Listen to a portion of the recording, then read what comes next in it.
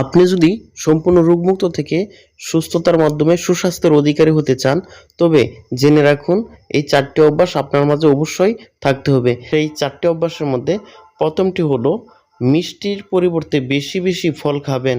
আর মিষ্টি খেলে মিষ্টি একটু কম খাইতে চেষ্টা করবেন, যার মিষ্টিতে নানান রকমের রোগ জীবাণু আপনার শরীরে বাসা বাঁধতে পারে। তাই ফলমূল খাবেন এবং সুস্থ থাকতে পারবেন।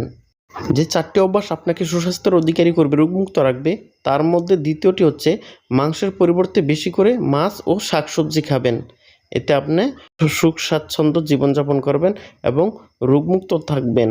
তৃতীয় যে অভ্যাসটি আপনার মাঝে থাকতে হবে সেটা হচ্ছে অল্প দূরত্বের পথ হেঁটে যাবেন।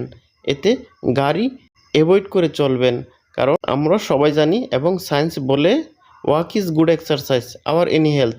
আমাদের যে কোনো ধরনের স্বাস্থ্যের জন্য হাঁটা হচ্ছে উত্তম ব্যায়াম, যা আমাদের শরীর ও মন উভয়কেই সুস্থ রাখতে সাহায্য করে। তাই প্রতিদিন নিয়মিত আমাদের একটু হাঁটাচলা অবশ্যই দরকার যদি আমরা সুস্থ থাকতে চাই।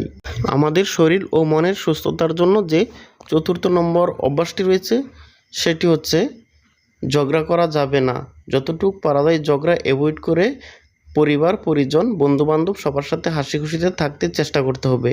সায়েন্স বলে প্রতিদিন একজন মানুষের সুস্থতার জন্য কমপক্ষে 30 মিনিট হাসি খুশিতে থাকতে হবে।